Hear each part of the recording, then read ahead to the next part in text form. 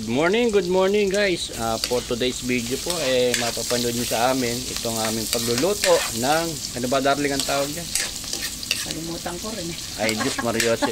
Ayan po ay gawa ng aming kagaro ng edad. Pero ito po Pastel, gulay. chicken pastel. Chicken pastel po pala. Ayan. Ayan po ang sahog. Ayan. Of course, pag sinabing chicken, natural, manok sa Tagalog. Ayan, ginigisa na po yung manok sa butter. Ganyan po guys ang way ng pagluluto ng chicken pastel. Ayan po guys. Ito po yung mga kailangan niyang ingredients kaya yan. Gaya ng sitsaro, green peas, young corn, at saka po carrots. Yung pong young corn na yan, talaga pong bata yan. Inawat lang ko namin sa dede yan. Then of course, ito po yung ibap at saka ginisa. Ayan po guys yung aming ulam for lunch. Guys, ayan. Gaya po nung naging sabi ko sa inyo, para ang ating kaluto laging masarap, sangkutsahin po nating mabuti. Gisa po nating mabuti yung manok para maluto po siyang mabuti. Titimplahan ni Mrs. ng asin. Rocking salt po at tatawag dyan. Rock salt. Sorry po, sumobra. Rock salt po pala. Pwede rin naman po ang iodized sa tansyahan lang po. Then, of course, lalagyan po natin ng paminta. Ang paminta pong durog ang nilalagay dito guys. Mekos-mekos po natin.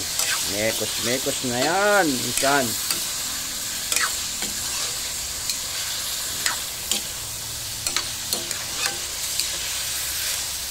Guys, ayan po at unti-unti na siyang nasasipot na.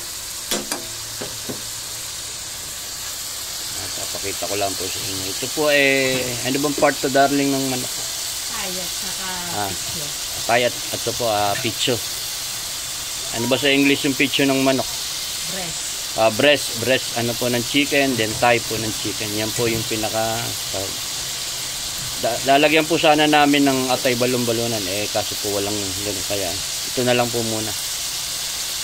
So guys, ayan ginigisa na po.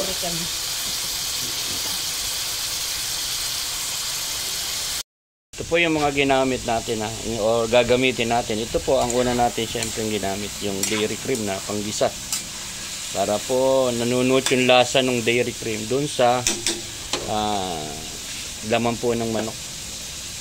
Gagawa rin tayo ng slurry. Magawa po.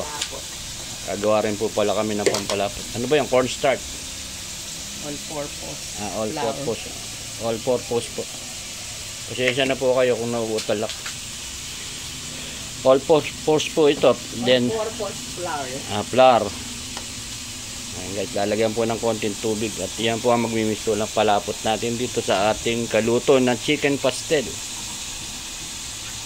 So, stay put lang po kayo guys at ipapakita namin mabuting paano lutuin ito. Guys, the meantime po tatakpan muna natin para po manuot yung lasa ng dairy cream sa manok. Guys, ayan po. Okay.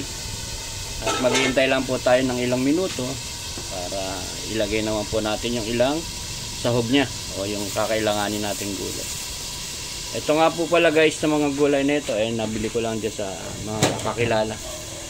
Ready to cook na rin po yan. May nabili po kasi akong green peas na kinikilo. Ayan. Kasalukuyan po nililinis.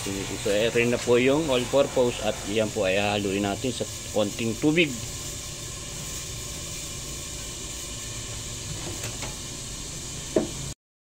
Guys, nahugasan na po itong green peas. Ayan guys.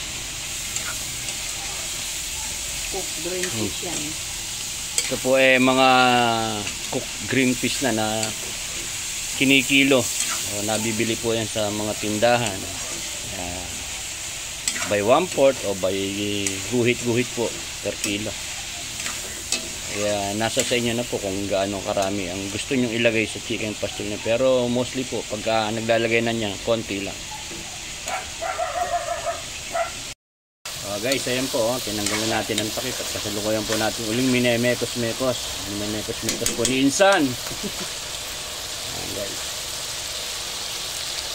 Nakita nyo naman po na iba na yung texture nung karne ng manok. It means po na naluluto na siya. So guys, stay put lang po kayo at miyama ay nagsasama-sama na natin yung sawg na. Ang una po natin ilalagay dito ay carrot kasi po meron katigasan itong gulay na to. Kailangan natin na medyo palambutin bago natin ilagay yung iba pong gulay. So carrot po guys yung una natin ilalagay para po makalambot ng mabuti yung carrot. Pero yung iba po kasi depende sa kagustuhan nila. Yung iba po ayaw nila ng malambot. Hindi naman palalambot. Half cook lang po yung ginagawa nila sa carrot. So yan po ang una natin ilalagay na gulay dito sa ating chicken pastel na lulutuin. Ayan. Tapos, mekos-mekos po uli natin yan. Ayan. At nilagay na rin po yung yan corn. Sabi ko nga po sa inyo, kaya tinawag na yan corn yan. Inawat lang namin sa dede yan. Ayan po ang yan corn na tinatawag. Pero optional po ito. Pwede rin po yung corn kernel. Yung mga naluto na pong mais na sweet corn na nakalata. Nasa sa inyo po yan.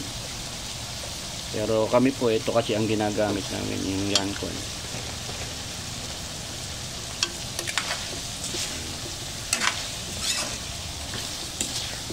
Ayos na ayos po ito sa mga medyo matataas yung BP dyan. Para marami pong gulay, pwede pong gulay na lang ang piliin nyo.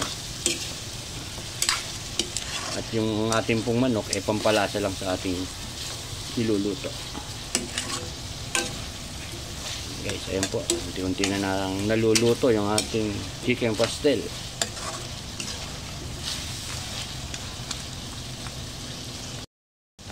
Guys, then ang susunod po natin ay itong green peas na luto na rin po ito guys. Sabi ko nga po sa inyo kanina.